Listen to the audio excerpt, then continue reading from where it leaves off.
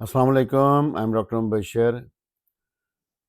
आज हम बात करेंगे कि fitness after the age of 40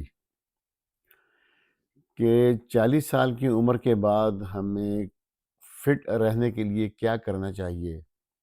आज का टॉपिक इंतहाई अहम है, लेकिन ये अहम उन्हीं के लिए है कि जिनको अपनी सेहत और अपनी खूबसूरती अज़ीज़ है, और जो केयरलेस है अपने मतलब, तो वो मेरा ख़्याल अपना वक़्त ज़ाया ना करे।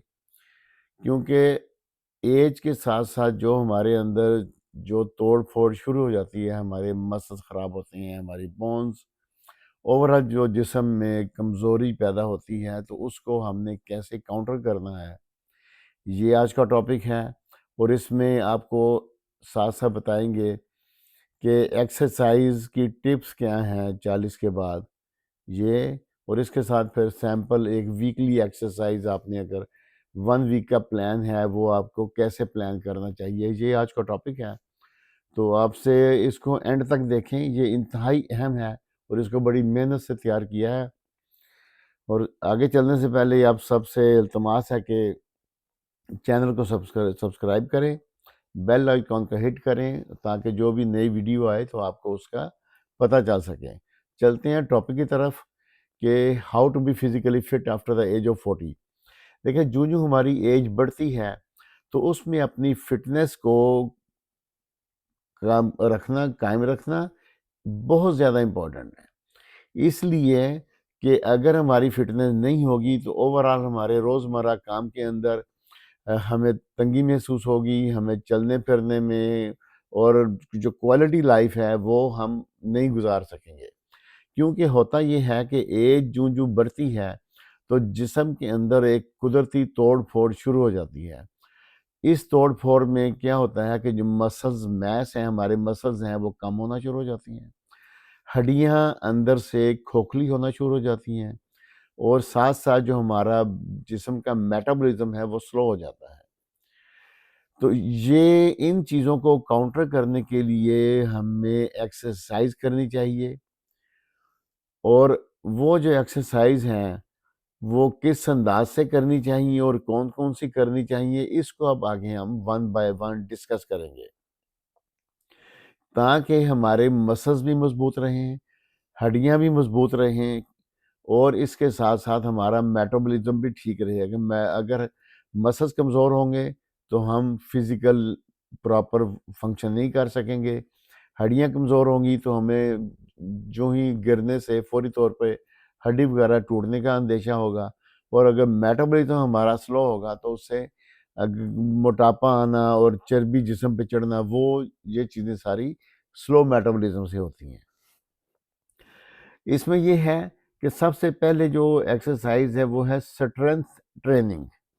स्ट्रेंथ ट्रेनिंग का मतलब ये है कि एज के साथ साथ जो मसल्स कमज़ोर होते हैं, जिसको सार्कोपीनिया कहते हैं, उसको एक ही चीज़ मेंटेन करती है, वो है आपने जो हैवी एक्सरसाइज करनी है अपनी बोन्स को और अपने मसल्स को और अपने मेटाबॉलिज्म को बेहतर करने के लिए। इसमें ये है कि बॉडी वेट एक्सरसाइज हैं।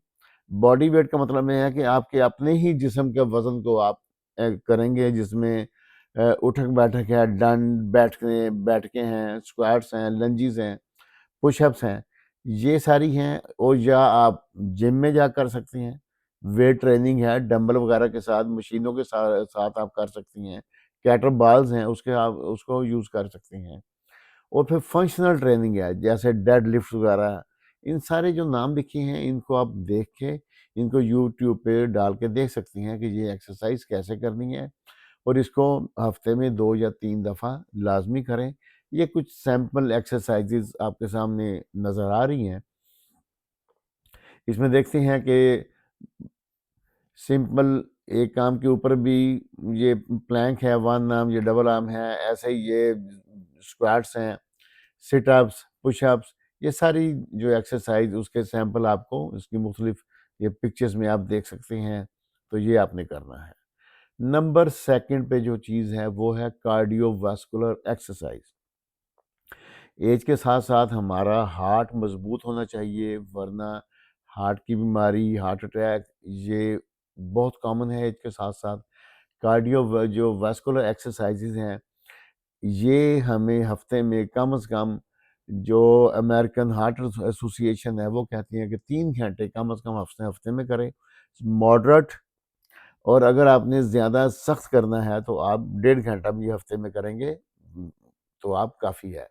उसमें कौन-कौन सी एक्सरसाइज़ेज़ आती हैं, उसमें ब्रिस्क वॉक या हाइकिंग, साइक्लिंग, ये आप स्टेशनरी या आउटडोर, स्टेशनरी का मतलब ये होता है कि आप एक मशीन घर पे रख लें, तो उसपे भी आप सारे काम कर सकते हैं। आजकल मशीनें आई हैं, उसमें आप उसको नंबर लगा के उसको हाइकिंग पे भी कर सकते हैं, उसकी स्पीड बढ़ा सकते हैं। और अगर आपके पास फैसिलिटी है कि बाहर जाके नज़दीक कोई हाइकिंग की प्लेस है, तो वहाँ भी आप जा सकते हैं, दोस्तों के साथ खुद भी जा सकते हैं। फिर स्विमिंग है, अगर उसकी फैसिलिटी मौजूद हो, या वाटर एरोबिक्स एक्सरसाइज़ेज़ हैं, वो भी कर सकते हैं। इसमें लो इम्पैक्ट कार्डियक मशीन्स भी हैं, ये एलिप्टिकल या रोइंग मशीन्स वगैरह होती हैं, और डांसिंग वगैरह भी है, कि अगर आप डांस करते हैं, तो वो भी एक अच्छी एक्सरसाइज़ है। इसकी भी ये आगे पिक्चर में आप देख सकते हैं, इसमें साइकिलिंग का भी और रनिंग और मुख्तलिफ जो एक्सरसाइज जो हैं उनकी ये पिक्चर्स आपको दिखाई गई हैं, आप देख सकते हैं। उससे भी आप अंदाज़ा लगा सकती हैं कि कौन-कौन सी एक्सरसाइज़ेज़ इसमें आती हैं।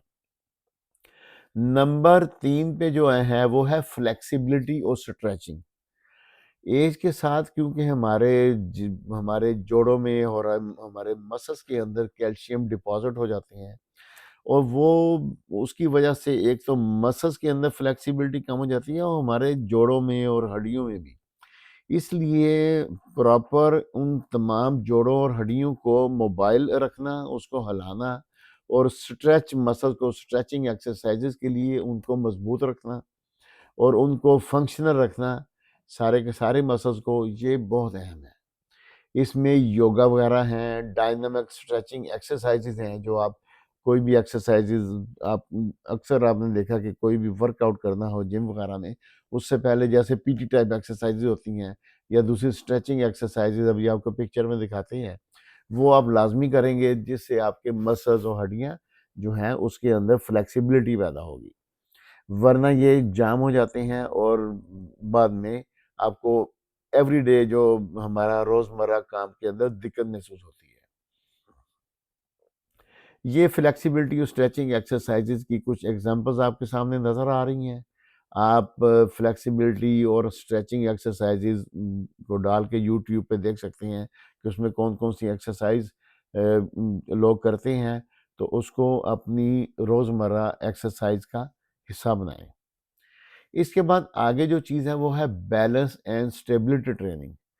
देखिए, बैलेंस ऐज के साथ-साथ इंतहाई अहम है, क्योंकि अगर आपका बैलेंस कायम नहीं होगा तो ऐज के साथ फ़ॉल, गिरने के बेतहाशा केसेस होते हैं, और गिरते ही कोई ना कोई डैमेज होना, हड्डी का टूट जाना, या अगर आप गिरते हैं और कोई पत्थर पड़ा है, आप वहाँ पे किसी का सर लग जाता है, तो उसको हेड इंजरी हो सकती है। मतलब गिरने से बहुत ज़ाहिर है, जब भी आप गिरेंगे तो कोई ना कोई ट्रॉमा तो आएगा जिसम में। तो ऐज के साथ अगर आप अपनी कोर मसल्स को या ओवरऑल अपनी जो बैलेंस को कायम रखने वाली एक्सरसाइज नहीं करते, तो फिर आपको ज़िंदगी काफ़ी लेट एज में काफ़ी ज़्यादा आपको सफ़र करना पड़ेगा, और मिज़रेबल लाइफ़ होगी। आप मोहताज होंगे होंगे किसी के, या कोई ना कोई आपको वॉकर या लाठी या कोई ना कोई आपको सहारा चाहिए होगा अपने चलने-फिरने के लिए। इसमें सिंगल लेंथ स्टैंड है, और balance exercises, stability ball workout वगैरह है, बोसो बॉल हैं, वोबल बोर्ड हैं। ये भी आप हफ़्ते में 2 से 3 दफ़ा करें। इसकी भी आपको ये पिक्चर, ये आप देख रही हैं कि ये भाई जो है ये बोर्ड वगैरह पे खड़े, और सिंगल एक लात पे खड़े हो जाएँ टाँग पे, और दोनों बाजू से साइड पे फैला लें, थोड़ी देर रुकें। तो ऐसे आपने बैलेंस की एक्सरसाइज़ेज़ जो हैं, ये लाज़मी करें। लेकिन अगर आपने शुरू करनी है, तो आपके पास कोई ना कोई ऐसी चीज़ होनी चाहिए कि अगर आप बैलेंस कायम ना रखें, तो कम से कम उसको पकड़ सकें, ठीक है? फ़ौरी अगर आपको हैबिट नहीं है, तो फ़ौरी ऐसे मैदान में ना शुरू करें, जहाँ पे एक्सरसाइज़ करके आपको गिरने का खदशा हो। इसके बाद है कोर स्ट्रेंथनिंग, कि हमारी जो कोर का मतलब ये है कि जो हमारे जो सेंटर के जितने मसल्स हैं, जितने जो पेल्विक रीजन में है, जहाँ हमारे पेट है उसके नीचे और हिप एरिया में, ये जो मसल्स हैं, ये इनका फंक्शन आस्ता-आस्ता जो है कमज़ोर हो जाता है। इसको स्ट्रेंथन करना, मजबूत करना एक इंतहाई अहम है। अगर आपकी रीढ़ की हड्डी और ये पेल्विक एरिया, यानी कि जो हिप मसल्स और सारे, अगर इनकी हड्डियाँ और ये मसल मजबूत नहीं होंगे, तो ओल्ड एज में गिर के सबसे पहले जो मेन हड्डी फ्रैक्चर होती है वो टांग की और हिप की होती है। बूढ़ों में सबसे ज़्यादा मेन फ्रैक्चर जो है वो हिप फ्रैक्चर होता है, और बाद में वो बेड रिडन और उसके बाद डेथ। क्योंकि हिप का फ्रैक्चर रिकवरी अगर आप चंद हो जाती है, लेकिन 30% 40% 100% की रिकवरी सब में नहीं होती है एज के साथ। इसमें प्लैंक्स हैं, फ्रंट है, साइड और उसकी वेरिएशंस हैं, और उसमें बर्ड डॉग एक्सरसाइजेज वगैरह हैं, रशियन ट्विस्ट है। ये प्लैंक की एक्सरसाइजेज हैं। इसको आप शुरू में लो इम्पैक्ट एक्टिविटीज़ के तौर पे कर सकती हैं। उसके साथ साथ फिर आपने इसको हाई इंटेंसिटी इंटरनल ट्रेनिंग जो है वो भी इसके साथ साथ करनी है, कोर को स्ट्रेंथ करने के लिए। इसकी भी कुछ वेरिएशंस आपको दिखाई गई हैं। ये एक्सरसाइज है जिसमें आपने आपने ऑपोजिट एक बाजू है और दूसरी टांग है, इसके ऊपर ये आपने उस अपने आप को बैलेंस कायम रखना है। ये प्लैंक की मुख्तलिफ एक्सरसाइजेज हैं, ये बर्ड डॉग एक्सरसाइजेज है। ये आप देखें और वीडियो पॉज़ करके इसको आप देख सकते हैं, और फिर आपको इसको अपने रोज़मर्रा एक्सरसाइज प्रोग्राम में आपने लेके आना है। आगे चलते हैं कि टिप्स क्या हैं? टिप्स ये हैं कि जब भी आप एक्सरसाइज़ेज़ करेंगे, तो उससे 5 से 10 मिनट आपने अपने आप को लाज़मी वार्म अप करना है, और उसके बाद एक्सरसाइज़ करें। एक्सरसाइज़ करने के बाद फिर आपने थोड़ी देर के लिए 1-2 मिनट के लिए स्ट्रेचिंग करनी है, ताकि किसी किस्म की जो इंजरी वगैरह है, जो मसल्स कोई भी एक्सरसाइज़ करती हैं, वो उसी लेवल के जो वही मसल अगर आपके इस्तेमाल होते हैं, तो वहाँ पे लैक्टिक एसिड प्रोड्यूस हो जाता है या मसल वहाँ पे स्टिफ़ होती हैं। तो उसके बाद लाज़मी थोड़ी-सी स्ट्रेचिंग करेंगे, तो फिर ये होगा कि इंजरी वगैरह आने के खदशात कम हो जाएँगे। तो ओवर एक्सरसाइज़ नहीं करनी शुरू में, और फिर ये है कि अगर एक एक्सरसाइज़ आपको तंग कर रही है, आपके जॉइंट अगर का मसला है, तो आप एक्सरसाइज़ करती हैं, उस पे आपको पेन होती है, तो वज़न बढ़ता है, तो आप अपनी एक्सरसाइज़ को चेंज भी कर सकते हैं। ठीक है? और फिर ये है कि आपने स्लो से शुरू करें, आस्ता-आस्ता अपनी एक्सरसाइज़ के टाइम को और उसकी इंटेंसिटी को और उस वेट को इंक्रीज़ करें, जो भी आप एक्सरसाइज़ शुरू कर दें। ये नहीं है कि पहले दिन जिम गए, तो आप इतनी ज़्यादा सारा वज़न एक ही दफ़ा उठा के एक्सरसाइज़ करेंगे, तो उसका ये होगा कि अगले पूरा हफ़्ते 10 दिन, बल्कि उसके बाद आप हो सकता है एक्सरसाइज़ पे जाएँ ही ना, वो क्योंकि आपको इतना तंग करेगा बाद में। इसलिए अगर आपको इसमें एक और चीज़ है कि रेगुलर एक्सरसाइज़, ये नहीं है कि आपने हफ्ता एक्सरसाइज की है, फिर उसके बाद कई महीनों तक आप एक्सरसाइज नहीं कर रहे। रेगुलर आपने एक्सरसाइज करनी है, और फिर इसके साथ-साथ है कि एक्सरसाइज के बाद टाइम भी देना है, रेस्ट भी करनी है, ताकि आपकी जो मसल्स या हड्डियाँ इसमें जो जो वर्क करने के की वजह से इस पे जो स्ट्रेस आई है, वो रिकवरी फ़ेज़ में आ जाए। अगर आपको किसी किस्म का कोई प्रॉब्लम है या वेरी न्यू फाइव एक्सरसाइज है, तो आप अपने डॉक्टर से रब्ता करें, या जो फिटनेस ट्रेनर वगैरह हैं उनसे आप रब्ता करें, और अपनी पर्सनलाइज जो है गाइडेंस ले सकते हैं कि आपको अपने खुद से कि कौन कौन सी आपने एक्सरसाइज वगैरह करनी है, आपकी बॉडी टाइप और आपके वेट और अपनी हाइट और सारे जो फिजिकल प्रॉब्लम उसके साथ साथ। ये इसके बाद आपको है कि सैंपल, कि अगर आपने फिज़िकल फ़िटनेस अचीव करनी है, एक सैंपल आपको बताते हैं क्या है कि कौन-कौन स कैसे-कैसे आपने एक्सरसाइज़ करनी है, आप उसको डिवाइड कर सकते हैं। जैसे मंडे को आपने स्ट्रेंथ ट्रेनिंग कर लें, अपर बॉडी की कर लेंगे, साथ स्ट्रेचिंग कर लेंगे। ट्यूसडे को आप आधा घंटा जो है वो साइक्लिंग करेंगे, या आधा घंटा रनिंग या ब्रिस्क वॉक वो कर लें। और वेडनेसडे को, बुध वाले दिन, आप योगा वगैरह कर लें। और प्लेट्स दूसरी जो स्ट्रेच एक्सरसाइज़ेज़ या पीटी टाइप एक्सरसाइज़ेज़ होती हैं, वो इसमें आ जाएगी। और थर्सडे में फिर आप स्ट्रेंथ ट्रेनिंग लोअर बॉडी की कर लें, उठक-बैठक, दंड बैठ के, ठीक है? और ये जो प्लैंक वगैरह, ताकि जो कोर एक्सरसाइज़ेज़ हैं, कोर मसल्स को स्ट्रॉन्ग करने वाली, वो आप जुमेरात को कर लें।